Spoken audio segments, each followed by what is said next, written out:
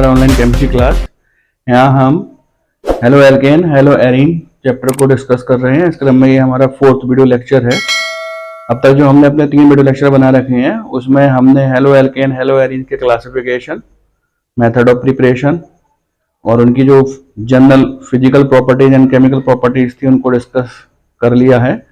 इस video lecture में हम हेलो एल्केन और हेलो एरीन के जो इम्पोर्टेंट कंपाउंड्स हैं उनको बनाने की मेथड, उनकी फिजिकल प्रॉपर्टीज, केमिकल प्रॉपर्टीज और यूजेस का एक एक करके हम अध्ययन करेंगे। इस क्रम में सबसे पहला जो कंपाउंड आता है वह है क्लोरोफॉर्म। इसको CHCl3 सूत्र से प्रदर्शित करते हैं। क्लोरोफॉर्म इसका एक प्रसिद्ध नाम है। अगर हम इसके IUPAC नाम की बात करें तो हमें इसका स्ट्रक्चर बनाना होगा और इस प्रकार से इसका स्ट्रक्चर बन जाता है 1,1,1 ट्राई क्लोरो मीथेन। इसका एक फेमस IUPAC नाम है। यदि हम इसके बनाने की बात करें तो हम इसको प्रयोगशाला में निम्न 2 प्रकार से बना सकते हैं। जो इसका लैब मेथड है, काफी इंपोर्टेंट कंपाउंड है ये। सबसे पहले हम इसको बनाएंगे जब हम ब्लीचिंग पाउडर की अभिक्रिया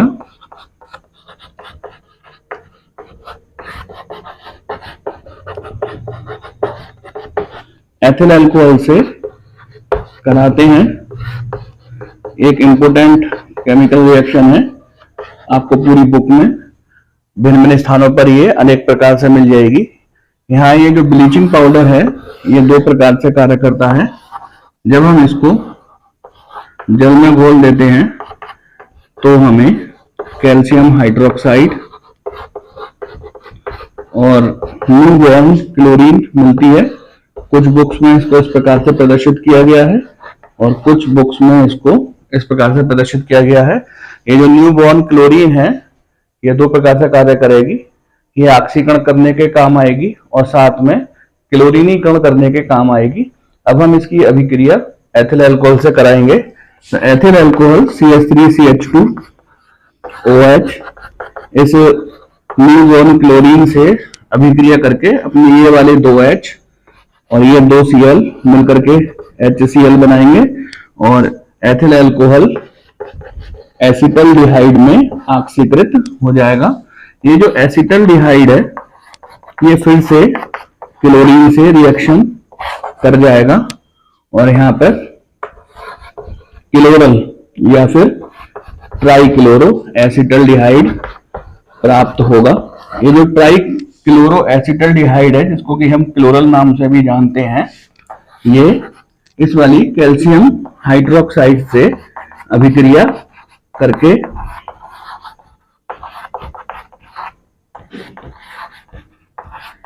क्लोरोफॉर्म देगा। हमको 2 मॉलिक्यूल क्लोरोफॉर्म के मिलेंगे प्लस CaO। ये इस प्रकार से यहाँ पर क्लोरोफॉर्म का एक अणु ये निकलेगा और एक अणु क्लोरोफॉर्म का इस प्रकार से निकलेगा, बचेगा Ca और ये 2 ऑक्सीजन जुड़े हुए हैं तो बचा हुआ CHO और ये CHO। इसको हम बोल देंगे कैल्शियम फॉर्मेट। तो इस प्रकार से एक इंपोर्टेंट रिएक्शन है। इसको आप अपनी कॉपी में अवश्य कीजिएगा और एग्जाम के पॉइंट ऑफ व्यू से भी ये एक इंपोर्टेंट रिएक्शन है। क्लोरोफॉर्म बनने की एक महत्वपूर्ण प्रयोगशाला समीकरण को हमने पढ़ा। एक अन्य प्रयोगशाला विधि द्वारा भी हम क्लोरोफॉर्म का निर्माण कर सकते हैं। इसके लिए हमें ब्लीचिंग पाउडर की अभिक्रिया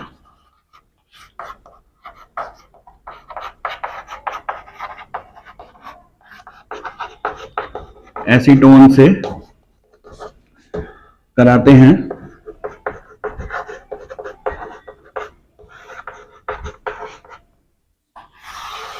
ब्लीचिंग पाउडर को जल में घोलते हैं जिससे कि कैल्शियम हाइड्रोक्साइड और न्यू बॉर्न क्लोरीन हमको प्राप्त होती है। इसको चाहे तो आप 2Cl के रूप में या फिर Cl2 के रूप में लिख सकते हैं। ब्लीचिंग पाउडर का जो नवजात क्लोरीन है वह इस एसीटोन से क्रिया करके ट्राइक्लोरो एसीटोन बनाता है। ये जो ट्राइक्लोरो एसीटोन है ये कैल्शियम हाइड्रोक्साइड से अभिक्रिया करके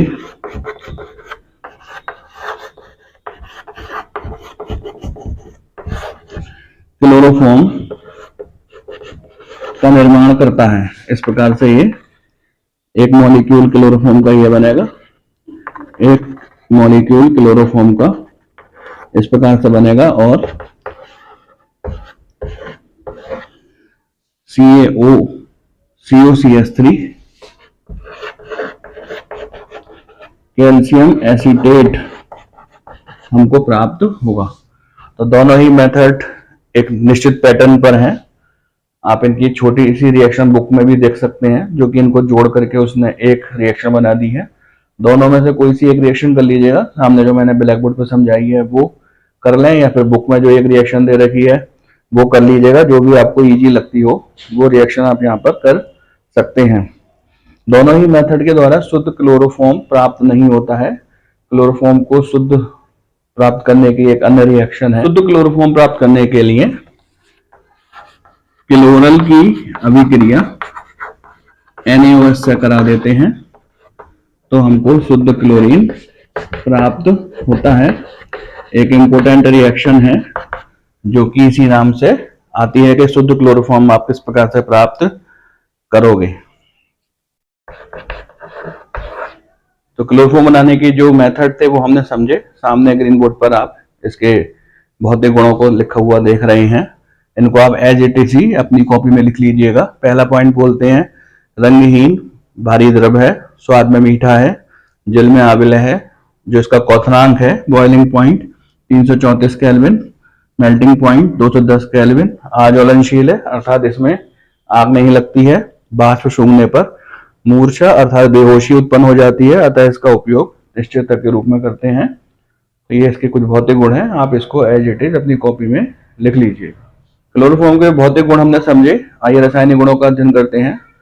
पहला पॉइंट है ऑक्सीकरण। तो जब हम क्लोरोफॉर्म को वायु में या फिर प्रकाश में खुला रख देते हैं तो क्लोरोफॉर्म वायु में उपस्थित ऑक्सीजन से अभिक्रिया करके हानिकारक विषैली फॉस्जीन गैस बनाता है। इसको हम एक अन्य नाम से भी जानते हैं, कार्बोनाइल क्लोराइड। जैसे कि हमने इसके भौतिक गुणों में समझा कि क्लोरोफॉर्म का उपयोग हम निश्चेतक के रूप में या फिर एनेस्थेटिक के रूप में करते हैं। अब यदि हम क्लोरोफॉर्म को वायु या प्रकाश की उपस्थिति में रखते हैं तो क्लोरोफॉर्म का ऑक्सीकरण हो जाता है और हानिकारक विषैली गैस फॉस्जीन गैस बनती है। तो जब हम इसका स्टोरेज करते हैं, जब हम इसको संग्रह करते हैं, तो हमें कुछ सावधानियों का ध्यान रखना पड़ता है कि जब भी हम क्लोरोफॉर्म को स्टोर करें तो उसको काले रंग की शीशे की बोतलों में, कांच की बोतलों में काले कागज में लपेटकर अंधेरे में रखें और हमेशा ये प्रयास करें कि क्लोरोफॉर्म सदैव मुंह तक, बोतल के मुंह तक भरी रहे, जिससे कि उसको वायु ना मिल पाए। क्योंकि यदि थोड़ी बहुत क्लोरोफॉर्म की बोतल खाली होगी तो उसमें शेष वायु हो जाएगी और फिर से ये रिएक्शन हो जाएगी। और यदि हम ऐसी अशुद्ध क्लोरोफॉर्म का इस्तेमाल किसी मरीज को बेहोश करने में करते हैं तो उसके लिए वह हानिकारक होता है। तो जब भी हम क्लोरोफॉर्म को स्टोर करते हैं तो हम ये ध्यान रखते हैं कि काले रंग की कांच की शीशी की बोतलों में काले कागज में लपेटकर उसको अंधेरे में रखें और हमेशा क्लोरोफॉर्म को मुंह तक भरकर रखें। लेकिन ऐसा तो ये पॉसिबल है नहीं कि हमेशा क्लोरोफॉर्म को मुंह तक भरकर रखा जाए। इस समस्या के निदान के लिए हम क्लोरोफॉर्म में थोड़ी सी एथिल अल्कोहल मिला देते हैं। एथिल अल्कोहल उत्प्रेरक विष का कार्य करता है और उपरोक्त अभिक्रिया के होने की दर को मंद कर देता है। और जब भी हम क्लोरोफॉर्म का उपयोग करते हैं तो ये प्रयास करते हैं कि क्लोरोफॉर्म को पहले चेक कर लें कि वह शुद्ध है या नहीं है। तो जैसे कि आप सामने रिएक्शन में भी देख रहे होंगे, जब ऊपर वाली रिएक्शन होगी और फॉस्जिन गैस बनेगी तो साथ में HCl भी बनता है। तो हम क्लोरोफॉर्म में थोड़ा सा सिल्वर नाइट्रेट मिलाते हैं और यदि क्लोरोफॉर्म के अंदर HCl होगा तो वह सिल्वर नाइट्रेट से अभिक्रिया करके सिल्वर क्लोराइड का सफेद अवक्षेप देगा। इससे हमको पता चल जाएगा कि क्लोरोफॉर्म अशुद्ध है, इसका इस्तेमाल मरीज को बेहोश करने में नहीं कर सकते। तो ये क्लोरोफॉर्म की शुद्धता की परीक्षण हम इस प्रकार से कर सकते हैं। और जब हम क्लोरोफॉर्म को स्टोर करें और जो हमको सावधानियां रखनी है वो मैंने आपको पहले डिस्कस की हैं कि जब भी क्लोरोफॉर्म को आप स्टोर करें तो उनको काले रंग के कांच की शीशी में काले कागज में लपेट कर अंधेरे में रखें, जिससे कि उसको प्रकाश ना मिले, और साथ ही उसको सदैव मुंह तक भर कर रखें। और अगर ऐसा पॉसिबल ना हो पाए तो उसमें थोड़ा सा एथिल अल्कोहल मिला दिया जाए। एथिल अल्कोहल विष का कार्य करता है। तो ये कुछ पॉइंट मैंने यहाँ पे बार बार रिपीट किए हैं एग्जाम पर्पज से, ये सभी इंपोर्टेंट हैं और आपको कहीं ना कहीं शॉर्ट आंसर क्वेश्चंस में या फिर मल्टीपल चॉइस क्वेश्चन में ये आपको अवश्य मिल जाएंगे। तो ध्यान से इनको अपनी कॉपी में अवश्य लिखिएगा। नेक्स्ट रासायनिक गुण है अपचयन। इसको अंग्रेजी में रिडक्शन कहते हैं। इसका अर्थ आप जानते हैं, हाइड्रोजन से योग करना। जब हम क्लोरोफॉर्म का रिडक्शन या अपचयन कराते हैं तो हमको मीथेन प्राप्त होती है। सिंपल सी रिएक्शन है, आप इसको अपनी कॉपी में अवश्य लिखिएगा। नेक्स्ट रिएक्शन है जल अपघटन। इसको हाइड्रोलाइसिस भी बोलते हैं। जब हम क्लोरोफॉर्म का, इस तरीके से लिख दे रहा हूं मैं क्लोरोफॉर्म को, KOH के द्वारा जल अपघटन कराते हैं तो इस प्रकार से एक अनस्टेबल कंपाउंड मिलता है। अनस्टेबल क्यों है ये? क्योंकि एक ही कार्बन पर 3 OH लगे हुए हैं। अपने आप को स्टेबल करने के लिए ये इस प्रकार से एक जल का अणु त्याग देता है और HCOOH फॉर्मिक अम्ल हमको मिलता है।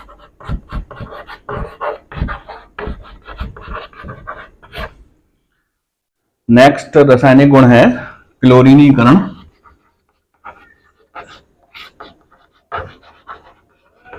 इसमें हम क्लोरोफॉर्म की अभिक्रिया क्लोरीन से करा देते हैं तो कार्बन टेट्रा क्लोराइड प्राप्त होता है।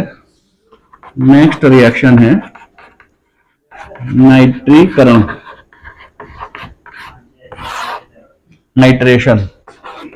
इसमें क्लोरीन की रिएक्शन हम HNO3 से करा देते हैं। ये वाला H और ये वाला OH H2O और बाकी बचा CCl3 NO2। एक इंपोर्टेंट कंपाउंड है, इसका नाम है क्लोरोपिप्रीन। ये कीटनाशी के रूप में प्रयोग किया जाता है। नेक्स्ट रिएक्शन है कार्बाइलअमीन रिएक्शन। एक इंपोर्टेंट नेम रिएक्शन है। इसको हमने डिटेल से अपने नेम रिएक्शन की वीडियो सीरीज में एक्सप्लेन किया है, उसका लिंक आपको नीचे डिस्क्रिप्शन बॉक्स में मिल जाएगा।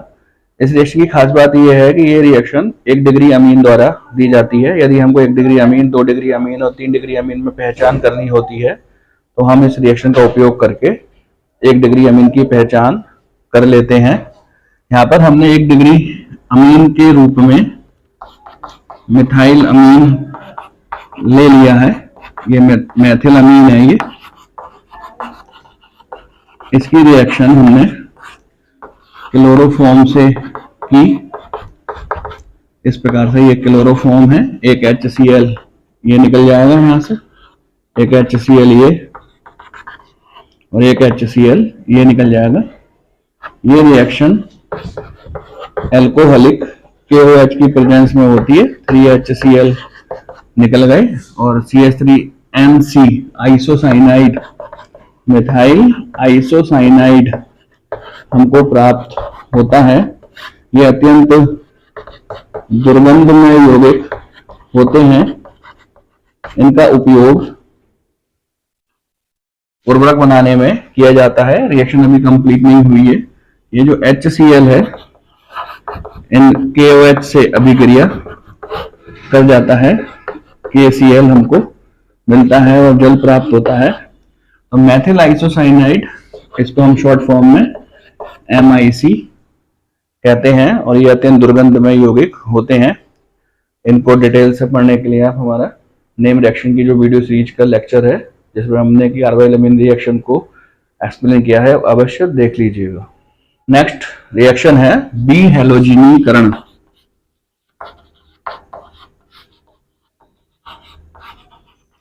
एक इंपोर्टेंट रिएक्शन है। इसमें हम क्लोरोफॉर्म के 2 अणु लेते हैं और उनकी रिएक्शन हम सिल्वर से करा देते हैं, तो हमको एसिटिलीन प्राप्त होती है और 6AgCl। एक इंपोर्टेंट रिएक्शन है। नेक्स्ट रिएक्शन है एसीटोन से अभिक्रिया। क्लोरोफॉर्म एसीटोन से रिएक्शन कर जाती है। इस प्रकार से मैंने यहां पर एसीटोन को लिखा और क्लोरोफॉर्म से इसकी अभिक्रिया कराई। एक इंपोर्टेंट कंपाउंड क्लोरीटोन बनता है।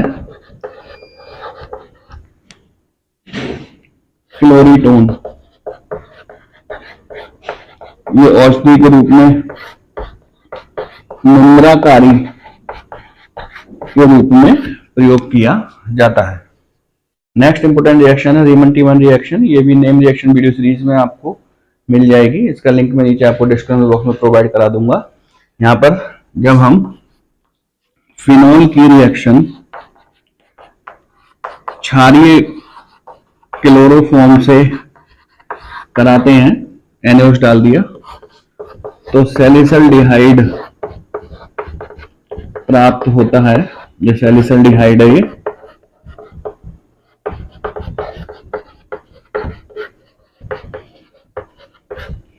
+3 NaCl +3 H2O। एक इंपोर्टेंट रिएक्शन है, पेपर में काफी बार ये पूछी जा चुकी है। इसको आप अपनी कॉपी में अवश्य लिखिएगा। तो क्लोरोफॉर्म की जो इंपोर्टेंट केमिकल प्रॉपर्टीज थी वो हमने यहाँ पे पढ़ी। कुछ इसके उपयोग की बात कर लेते हैं, जैसे कि क्लोरोफॉर्म क्लोरीटोन बनाने के काम में आती है, जो कि एक निंद्राकारी औषधि है। क्लोरोपिक्रीन बनाने के काम में आती है, जो कि एक कीटनाशी है। सैलिसल्डिहाइड बनाने के काम में आती है। साथ ही हम इसका अधिकतर उपयोग निश्चेतक अर्थात एनेस्थेटिक के रूप में करते हैं। तो ये सब बातें यहाँ पे हमने डिस्कस करी। आप इसको अपनी कॉपी में ध्यान से संभाल के लिखिएगा और कोई कठिनाई या परेशानी होती है तो उसको आप कमेंट बॉक्स में या फिर व्हाट्सएप ग्रुप पर पूछ सकते हैं। नेक्स्ट केमिकल कंपाउंड है आयोडोफॉर्म। इसका सूत्र आप सामने ग्रीन बोर्ड पर लिखा हुआ देख सकते हैं, CHI3। IUPAC नाम आप खुद कर सकते हैं, मैंने लिख भी दिया है सामने, 1,1,1 ट्राई आयोडोमीथेन। क्लोरोफॉर्म से मिलता जुलता कंपाउंड है। इसके बनाने के जो मेथड हैं और इसके रासायनिक गुण क्लोरोफॉर्म से मिलते जुलते हैं, केवल भौतिक गुणों में ही भिन्नता है। सामने आप इसके भौतिक गुण लिखे हुए देख सकते हैं। पीला क्रिस्टलीय ठोस है, विशिष्ट अपरिय गंध होती है, जल में आविलय है, इसका गलनांक 392 केल्विन है। इसमें एंटीसेप्टिक प्रॉपर्टी पाई जाती है, अतः इसका उपयोग दवाइयों के रूप में करते हैं। MCQ क्वेश्चन के पर्पज से ये इंपोर्टेंट है। इसके नाम से एक महत्वपूर्ण टेस्ट हम करते हैं जिसको आयोडोफॉर्म टेस्ट कहते हैं, वही हमको पढ़ना है। तो ऑर्गेनिक केमिस्ट्री में आयोडोफॉर्म टेस्ट एक महत्वपूर्ण टेस्ट है। वह सभी यौगिक जिसमें कार्बोनाइल ग्रुप से मिथाइल ग्रुप अटैच होता है, आयोडोफॉर्म परीक्षण देते हैं। या हम इसको ऐसे भी कह सकते हैं, जो कार्बनिक यौगिक COCH3 ग्रुप रखते हैं वह आयोडोफॉर्म परीक्षण देते हैं। इस परीक्षण के द्वारा अनेक प्रकार के यौगिकों में अंतर ज्ञात किया जा सकता है। तो यौगिकों में COCH3 ग्रुप की पहचान करने के लिए ये एक महत्वपूर्ण परीक्षण है। ये सभी यौगिक जिनमें कि कार्बोनाइल समूह CO ग्रुप सीधे मैथिल समूह से जुड़ा रहता है, आइडोफॉर्म परीक्षण देते हैं। या वह सभी यौगिक जो कि ऑक्सीकरण करने पर COCH3 समूह में परिवर्तित हो जाते हैं, वह भी ये परीक्षण देते हैं। इस प्रकार ethanol CH3CH2OH, propane two ol CH3 COCH3, propane two one CH3COCH3, lactic अम्ल आदि इस प्रकार का परीक्षण देते हैं। जैसा कि आप सामने ग्रीन बोर्ड पर देख रहे हैं, जब COCH3 या फिर CHOHCH3 युक्त यौगिकों को Na2CO3 तथा I2 के जलीय विलयन में गर्म करते हैं तो पीले रंग का आइडोफॉर्म प्राप्त होता है। इसकी समीकरण सामने ग्रीन बोर्ड पर लिखी हुई है। CH3CH2OH plus 4I2 plus 3Na2CO3 equal to CHI3। Iodoform प्राप्त हो गया हमको, plus HCOONA plus 5NaI plus 3CO2 plus 2H2O। तो जैसे पहले भी बताया जा चुका है कि इस परीक्षण के द्वारा ऐसे यौगिक जिनमें कि COCH3 ग्रुप होता है या जो ऑक्सीकरण करने पर COCH3 समूह में परिवर्तित हो जाते हैं, उनका परीक्षण किया जाता है। तो इस परीक्षण के द्वारा हम अनेक कार्बनिक यौगिकों में अंतर स्पष्ट कर सकते हैं। जैसे मेथेनॉल CH3OH तथा एथेनॉल CH3CH2OH में से एथेनॉल ये परीक्षण देता है क्योंकि एथेनॉल ऑक्सीकरण करने पर COCH3 समूह में परिवर्तित हो जाता है। मेथेनल HCHO तथा एथेनल CH3CHO में से एथेनल, क्योंकि इसमें COCH3 ग्रुप है, ये परीक्षण सरलता से देता है। यदि हम प्रोपेन 1ऑल CH3CH2CH2OH तथा प्रोपेन 2ऑल CH3CHOH CH3 में तुलना करें तो जो प्रोपेन 2ऑल है वो आइडोफॉर्म परीक्षण सरलता से देगा क्योंकि यह ऑक्सीकरण करने पर COCH3 समूह में परिवर्तित हो जाएगा। तो इस प्रकार हमने यहाँ पर आइडोफॉर्म परीक्षण को समझा, उसकी इंपॉर्टेंस को जाना।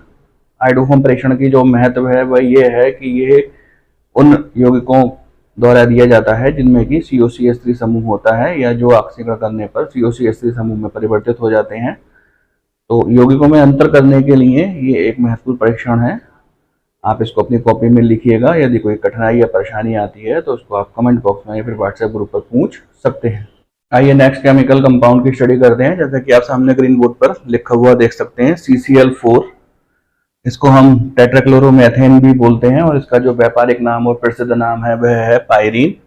बहुत ही सिंपल सा कंपाउंड है। बनाने की विधियां सामने ग्रीन बोर्ड पर लिखी हुई हैं। जब मीथेन की अभिक्रिया क्लोरीन से कराते हैं तो पायरीन बन जाती है। दूसरी एक मेथड और भी है, कार्बन डाइसल्फाइड की अभिक्रिया जब हम क्लोरीन से कराते हैं तो भी हमें पायरीन प्राप्त होता है। इसके भौतिक गुण सामने लिखे हुए हैं। रंगहीन भारी द्रव्य है, जल में अविलय है परंतु कार्बनिक द्रव्यों में विलय है। अज्वलनशील है। इसका जो अज्वलनशीलता का गुण है इसका उपयोग हम कर लेते हैं। ये अग्निशामक अर्थात आग बुझाने के काम में आती है। कार्बन डाइऑक्साइड से अच्छा अग्निशामक है क्योंकि यह निष्क्रिय होता है और अपघटित भी नहीं होता। जो कार्बन डाइऑक्साइड है जब उस बहुत अधिक टेम्परेचर हो जाता है तो वह कार्बन मोनोऑक्साइड गैस में अपघटित हो जाता है जो कि विषैली और दम घोटने वाली गैस है। पायरीन के साथ ऐसा नहीं है। पायरीन चूंकि भारी द्रव्य है तो ये जहाँ पे आग लग रही होती है उसकी सरफेस के ऊपर बैठ जाता है और उसका संपर्क ऑक्सीजन से टूट जाता है और आग बुझ जाती है। तो हम आजकल कार्बन डाइऑक्साइड की अपेक्षा पायरीन का उपयोग आग बुझाने के रूप में करते हैं। नेक्स्ट केमिकल कंपाउंड है फ्रेऑन। इसका सूत्र CF2Cl2। इसका व्यापारिक नाम या प्रसिद्ध नाम फ्रेऑन 12 है। IUPAC नाम 1,1 डाइक्लोरो 1,1 डाइफ्लोरोमीथेन। बनाने की विधि, जब हम CCl4 की अभिक्रिया HF से करा देते हैं तो हमें फ्रेऑन प्राप्त हो जाती है। एक मेथड और भी है बनाने का, जब हम कार्बन टेट्राक्लोराइड की अभिक्रिया SbF3 से कराते हैं तो भी हमें फ्रेऑन प्राप्त हो जाती है। रासायनिक रूप से निष्क्रिय है, अविषैली गैस है। अधिकांशतः इसका उपयोग वातानुकूलन में या रेफ्रिजरेटर में किया जाता है, लेकिन इसका एक दोष भी है कि ये ओजोन परत में छेद कर देती है। Next important compound DDT। इसका फुल फॉर्म आप सामने लिखा हुआ देख सकते हैं। जो कि अनेक बार पेपर में पूछी जा चुकी है। डाइक्लोरो डाइफिनाइल ट्राइक्लोरो एथेन, इसको हम क्लोरल की अभिक्रिया क्लोरोबेंजीन से सांद्र H2SO4 की उपस्थिति में करके बनाते हैं। ये क्लोरोबेंजीन के हमने यहाँ पर 2 अणु ले लिए। ये क्लोरल है, ये इसकी अभिक्रिया हम सांद्र H2SO4 की उपस्थिति में करा देंगे। आप जानते हैं कि सांद्र H2SO4 निर्जलीकारक होता है, ये जल के अणु को बाहर निकाल देता है। तो ये एक H और ये वाला एक H और ये वाला एक ऑक्सीजन आपस में अभिकृत होकर के जल का एक अणु का निर्माण करेंगे और इस प्रकार से DDT प्राप्त हो जाएगी।